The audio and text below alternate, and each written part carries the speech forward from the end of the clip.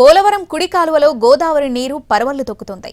పట్టిసీమ ఎత్తిపోతల నుంచి ఈ ఉదయం జలవనరుల శాఖ మంత్రి నిమ్మల రామానాయుడు ప్రత్యేక పూజలు చేసి గోదావరి నీటిని విడుదల చేశారు. దీంతో 1000 క్యూసెక్కుల నీరు పట్టిసీమ డెలివరీ పాయింట్ ద్వారా పోలవరం కుడి కాలువలోకి చేరుతుంది. కృష్ణా డెల్టా రైతులకు సాగునీరు అందించేందుకు ముందస్తుగా పట్టిసీమ ద్వారా నీటిని విడుదల చేస్తున్నారు. భవిష్యత్తు అవసరాల మీద నీటి విడుదల శాతాన్ని అధికారులు మరింత పెంచామన్నారు.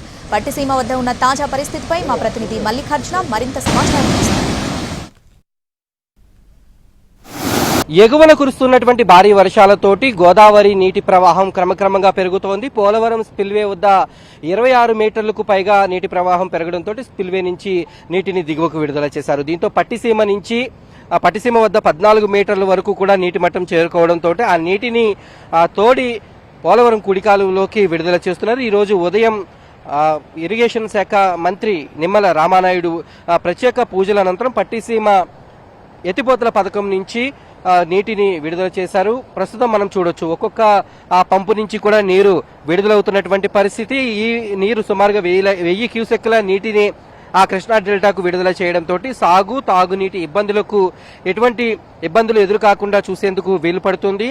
ఆ పైన ఉన్నటువంటి అవసరాల మేరకు సాగునీటికి గాని తాగునీటికి గాని ఉన్నటువంటి అవసరాల మేరకు ఇంకా నీటి శాతాన్ని ఇంకా మరింత పెంచేటటువంటి అవకాశం ఉంది. మొత్తం ఈ పంపుల ద్వారా 8500 క్యూసెక్కుల నీటిని దిగువకు విడుదల చేసేటటువంటి అవకాశం ఉంది. ఎగువన ఇంకా గోదావరి వరద ప్రవాహం ప్రస్తుతం 40,000 క్యూసెక్కుల నీటి కంటే ఎక్కువ ఉన్న నేపథ్యంలో నీటిని దిగువకు విడుదల చేస్తున్నారు. ఈ నేపథ్యంలో మొదటిగా అంటే 1000 క్యూసెక్కుల నీరు విడుదల చేయడం ద్వారా పోలవరం కాలువ 175 కిలోమీటర్ల మేర ఉన్నటువంటి రైతులను అప్రమత్తం చేయడంతో పాటు అక్కడ ఎవరైతే ఈ పశువుల కాపర్లు వీరందరూ ఉంటారో వాళ్ళందరినీ కూడా కొంత అప్రమత్తం చేసినట్టు ఉంటుంది. ఎందుకంటే వీరందరూ కూడా పోలవరం కాలువలో నీరు లేకపోవడంతో అక్కడ పశువుల్ని మేపేటటువంటి కార్యక్రమాలు చేపడుతూ ఉంటారు. ఈ నేపథ్యంలో ముందుగా ఒక తక్కువ నీటిని విడుదల చేయడం ద్వారా నీరు ఇక్కడ ఉండేటటువంటి చెత్తనంతటిని కూడా తోసుకుంటూ తర్వాత ఈ మొత్తం అంతా కూడా క్లియర్ అవుతుంది. ఈ నేపథ్యంలో ప్రస్తుతం ఇక్కడ మనం చూడొచ్చు 2 పంపుల ద్వారా నీరు విడుదలవుతుంది. 3వ పంపు నుంచి కూడా ఇప్పుడే నీటిని విడుదల చేశారు.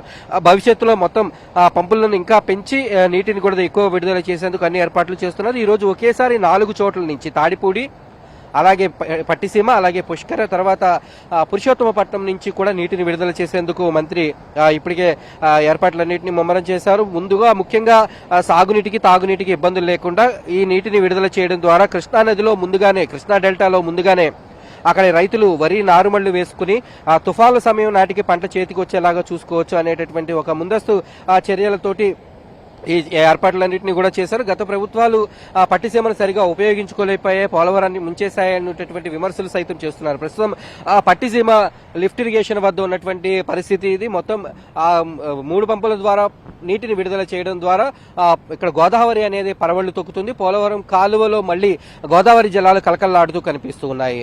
పట్టిసీమ వద్ద నీటిని విడుదల చేస్తున్నటువంటి సమయంలో ఉన్న పరిస్థితి ఇది.